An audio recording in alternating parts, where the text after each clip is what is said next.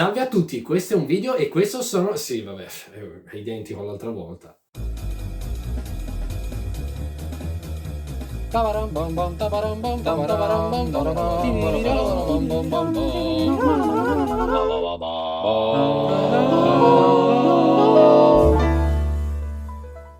Quante volte abbiamo sentito parlare di generi musicali? C'è chi non sa cosa sono, c'è chi li definisce un po' a casaccio, c'è chi addirittura dice che non esistono. Ovviamente i generi musicali non sono delle scatole chiuse con dei limiti perfettamente definiti, ma ci sono delle caratteristiche che definiscono certa musica che potremmo raggruppare in generi. Quindi vediamo di fare un po' di chiarezza. Potremmo cominciare dicendo che esistono due macro generi principali, cioè due macro suddivisioni della musica in generale. Infatti esiste un filone di musica di estrazione popolare, cioè un filone di musica che nasce direttamente dal popolo. Questo tipo di musica e di musicalità è costituita da caratteristiche derivanti dalla trasmissione orale. Quindi musica molto legata all'improvvisazione perché abitualmente non veniva trasmessa tramite scrittura. In questa macro suddivisione potremmo includere la musica etnica, quindi la musica cosiddetta popolare, tradizionale, cioè che derivava direttamente dalla popolazione, quindi in sostanza persone non altolocate, contadini, artigiani che nel tempo hanno creato un tipo di musica appunto trasmessa oralmente senza l'intento di creare un'opera d'arte, senza l'intento di lasciare qualcosa ai posteri.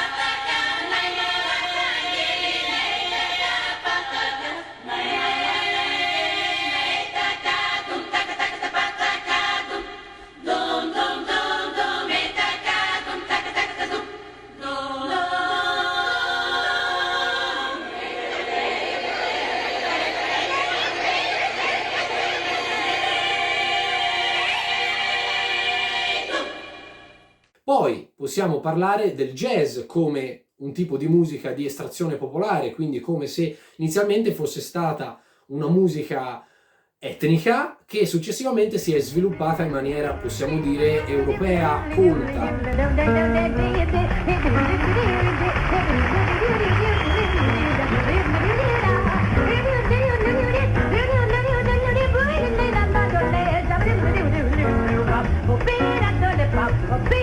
Ed infine possiamo includere in questa macro suddivisione anche la musica cosiddetta leggera, perché come il jazz è nata da un'estrazione popolare, ma poi si è successivamente sviluppata in altri modi.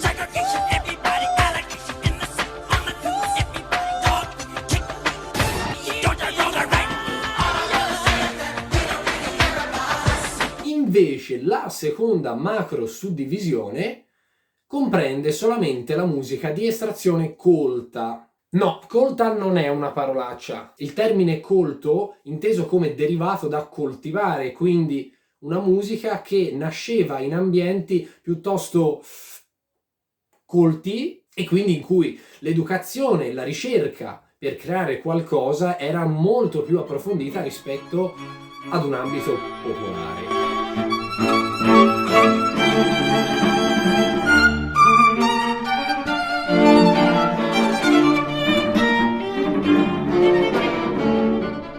Bene, questa però derivazione colta non è del tutto colta. Se ci pensiamo però effettivamente tutta la musica nasce da un ambiente popolare. La musica dei primordi, la musica nell'epoca in cui nasce, chissà quando nasce, la divisione di classe non c'era. Non c'era quindi ancora differenza fra persone più colte ed istruite rispetto ad altre. Possiamo dire però che la musica colta come noi la conosciamo oggi nasce nel Medioevo, epoca in cui le divisioni di classe erano ormai ben definite da secoli e quindi nasce un ambiente in cui la musica comincia ad essere considerata tramite anche la scrittura, quindi la trasmissione scritta, un qualcosa di importante. Quindi in sostanza la musica comincia ad essere considerata arte.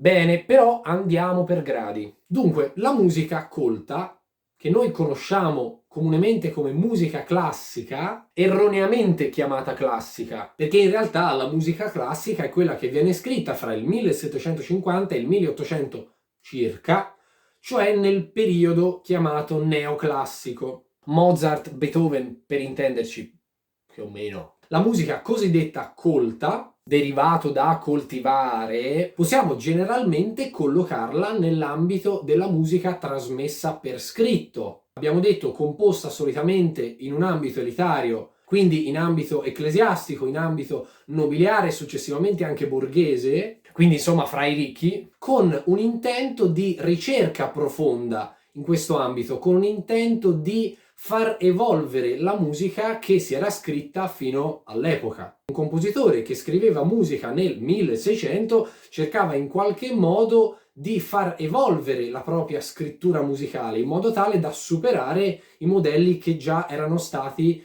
ben sviscerati. La musica colta in generale, diciamo, aveva lo scopo di trasmettere delle emozioni o dei messaggi piuttosto profondi e ricercati, spesso legati alla filosofia, spesso legati alla letteratura e quindi anche di qualità elevata, ma mica sempre. Infatti vedremo che dipende dai compositori. Invece, riguardo alle musiche di estrazione popolare, inizialmente l'intento era un altro. Essendo musica trasmessa oralmente, non c'era nessun intento oltre se non quello di intrattenere in quel momento chi lavorava o chi occupava il tempo in altro modo. Quindi la musica etnica, che alla fine è la musica da cui nasce tutto, quindi la musica, come si diceva prima, primordiale, è quella in cui le varie caratteristiche che la compongono non hanno nessuno scopo ricercato. Questa musica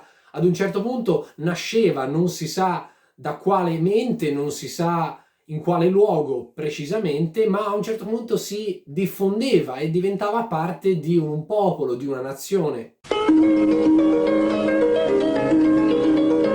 Interessante quindi sottolineare il fatto che la musica etnica non si evolve, o meglio, la musica etnica di 2000 anni fa e la musica etnica di 500 anni fa è diversa, ma non così tanto. Infatti vediamo straordinariamente che la maggior parte delle caratteristiche che uniscono le varie musiche etniche, diciamo, di un paese nel corso del tempo si ritrovano. Ogni musica etnica ha le sue caratteristiche, quindi l'italiana ne avrà alcune, quella cinese ne avrà altre ancora, ma nei secoli rimangono molto molto simili. Beh, perché forse semplicemente non c'era nessuno che si preoccupava di farla evolvere. Dovete sapere che fino al Novecento, quindi fino al secolo scorso, non esisteva altro se non la musica colta e la musica etnica. Diciamo che soltanto fra la fine dell'Ottocento e l'inizio del Novecento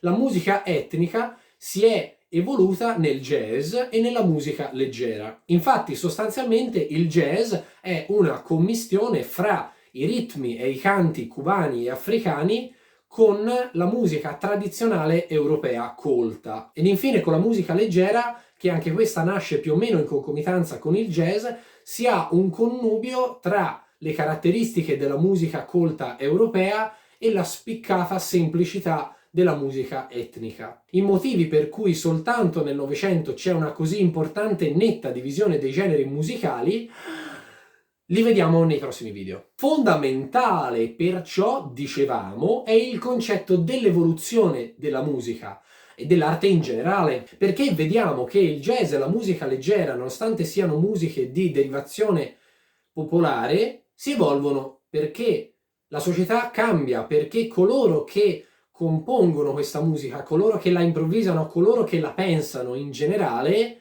sono molto legati all'evoluzione della società. Ma i motivi non sono solo questi, guardate gli altri video. In più, nel Novecento, insieme a questi macrogeneri musicali, nasce anche il fenomeno e quindi la suddivisione fra mainstream e underground. Usiamo più facilmente i termini inglesi proprio perché questi fenomeni sono nati nei paesi anglosassoni. Possiamo definire Infatti mainstream, quel tipo di musica che ormai è entrata a far parte dell'immaginario collettivo, una musica che non ha nessuna difficoltà a diffondersi e ad essere apprezzata in maniera massiccia. Invece la musica underground, che possiamo considerare come musica più ricercata, più d'élite, è un filone che in qualche modo vuole distanziarsi di più dalla musica commerciale. Sia la musica mainstream che underground può far parte di qualsiasi genere. Il mainstream può essere jazz come può essere rock, perché il concetto non è tanto legato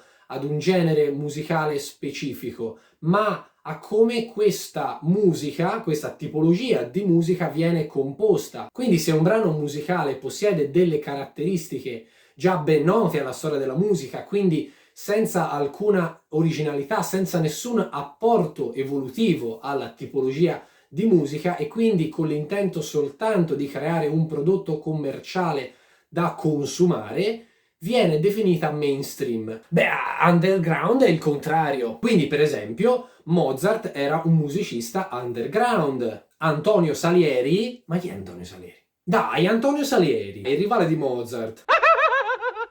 Era un musicista mainstream. Purtroppo, nel secolo scorso, nasce il fenomeno della commercializzazione di massa della musica.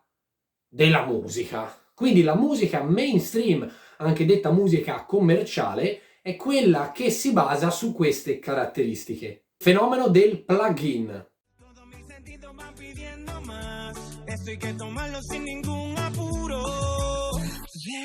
Despacito, quiero respirar tu cuello despacito, deja que te diga cosas al oído. Teoria della standardizzazione.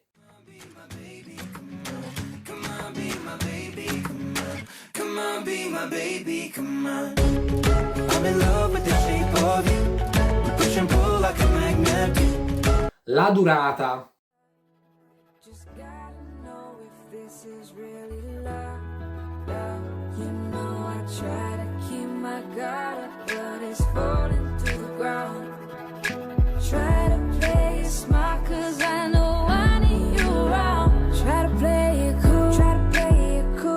Bene, per oggi direi basta.